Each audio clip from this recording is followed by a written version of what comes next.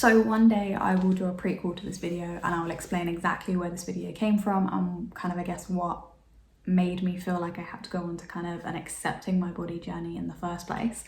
But I just want to do a really quick video today of, I guess, some of the things that I do and some of the things I've done to be able to get to the point where I am in my body confidence journey, and just accepting my body as it is for what it does, no longer trying to manipulate it or change it. Of course, I'm training to kind of like maybe gain muscle or stuff like that, but it's not about changing the size of my body, it's not about changing the shape of my body. It is all about just feeling stronger, enjoying my workouts, and just having something to work forward to in kind of a training and muscle building sense. So some of the things I do, I think number one thing is fake it till you make it. I remember having a conversation with someone on Instagram about this last year, and they were saying that they love how on my Instagram stories, like, I won't use filters and I don't always wear makeup, and sometimes I have like the worst angles. And I guess same with the filming stuff, is like posting videos where like maybe I have a few more rolls than normal, or like a double chin or something like that. And I found that for me it was very empowering to be able to post that stuff, acknowledge that there would have been a time where I was cringing, or even maybe acknowledge that I was cringing at the time when I was posting it, but acknowledging that it was normal and that it was going to help other people feel a little bit more comfortable in their bodies. And in that moment, that made me feel more comfortable, because I guess I was more aware and I was second thinking about, or thinking twice about, kind of my thought process. So it wasn't just like, oh, I can't post that because I have a few more belly rolls, but actually everyone has belly rolls, it's cool, it doesn't affect my worth, like, I'm working out, I'm doing what I need to do, and that is that. So yeah, I guess the number one thing is fake it till you make it, and just put yourself out there as your truest self. If you catch yourself thinking, oh, I don't like how I look there, I've got too many dark circles, I've got a double chin or something like that, then acknowledging where it's coming from. Like, I'm not saying you have to go out and post all these awful pictures, like, it's going to take time for you to get there, but knowing that actually the moment that you stop yourself posting the real you because of that, you're causing more problems, not only for yourself but for someone else as well, because we are all influenced by what we see on social media. And I know for me, I've recently gone through and unfollowed anyone who kind of just constantly posts selfies and mirror pictures and kind of, I guess, distorted pictures. Like, anyone, if I went on their page and it was just mirror selfies or gym selfies, I was like, I don't want to follow you anymore. You're not giving me any value. In a way, like, I can't say it was making me feel bad about how I was looking, but it was making me feel like that's what I needed to post to get likes. And yeah, it just kind of went against everything that I guess stand for in kind of my personal and my business kind of values. So something that you can do on that is just questioning the effect that what you post has on other people. And that's not like, if you're a model or you're a dancer and you're posting like modeling pictures or dancing videos and stuff like that, or workout videos and whatever in those clothes, that's fine, but just really question your intentions. Like, did you put that outfit on so that you could put yourself in a different light, or did you put that outfit on because it made you feel great and it felt confident and like empowered? Because neither one is right or wrong. It's just being aware and coming back to why you're doing things and why you're thinking about things. Yeah, I think that's really important. So that was like the number one thing. Probably covered a couple of different things in there. Number two is just really, I guess being a dancer really helped me with this. Admiring your body for what it does for you.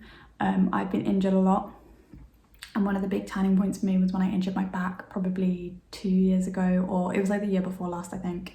And I injured my back. It wasn't like anything serious, but it was quite a long recovery period process because no one really knew what was happening, and I couldn't really work out, and it was the first time in a really long time that I couldn't really do any activity. And obviously I gained a little bit of weight, and at first people were like, oh, what are you gonna do? Like, you're a PT, like, you need to keep up that image, what are you gonna do like instead? And that was a big turning point for me, because it hit me that from most people, they expected something from my body that, like, I couldn't give them, which sounds so stupid. And I think if it happened now, 2 years on, I think the people around me would definitely feel a little bit differently and react a little bit differently. But at the time, I remember just kind of going through the whole, like, what am I gonna do? Like, am I gonna have to now starve myself? Like, I'm a huge eater, I have a big appetite, I always have done, which kind of probably stems from like some of kind of my feelings towards this. But yeah, it was a big turning point because I realized that actually, like, I valued my body for what it could do. I never had to think about weight loss, fat loss before that because I was just naturally active. I enjoyed working out and I enjoyed lifting heavy, and it was something that I could no longer do. So I guess not having that ability just gave me a little bit more appreciation for what my body could do. It's something that I've always had, but I think that turning point really did stick out for me. And actually going through that process of being able to be okay with a little bit of a weight gain and a little bit less activity, but still be thriving in my personal training business.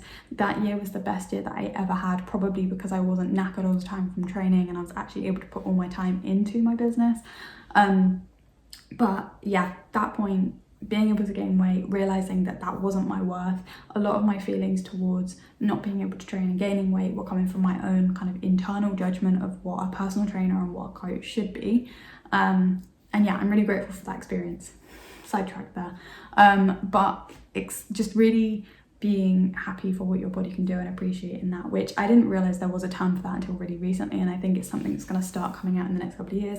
But it's body neutrality, and if you haven't heard of it before, definitely go and have a look at it because it's a really good movement, and essentially just centers around not acknowledging, I'm kind of in the middle of it, but not acknowledging like your weight or your body size, not even looking in the mirror and like partaking with those thoughts, but just really just appreciating your body for what it does for you, not what it is, nothing to do with it.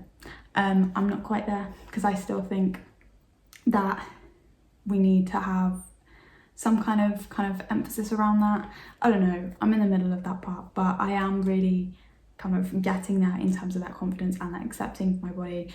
I will post videos and not really worry about it.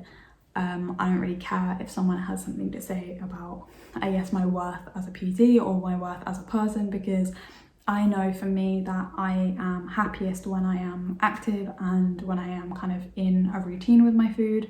And that's kind of my biggest takeaway with all of this stuff, is rather than focusing on what you want your body to look like, this year has been the first year that I have just tried not to worry about it. Like the last 3 months I haven't had a scale, and I've just been, yes, I've been tracking my macros, yes, I've been exercising, I've been increasing my activity. However, I haven't been worrying about what my body looks like. I've just been focusing on feeling, and I am so much more appreciative, grateful, just a better person when I am more active. So when I'm hitting my step goals, when I am kind of eating normally and I'm not just overeating because I like the taste of food. And yeah, that's that point. And I think that's it really. Like my 2 main points, I felt like there was a lot of information brought into that. And I hope that helped a little bit. But if you have any questions or you want to know any more about kind of, I guess, my journey or what you can do to kind of help yourself, please do feel free to reach out. It's what I love talking about. It's something that I talk about with clients a lot. Otherwise, enjoy the rest of your day.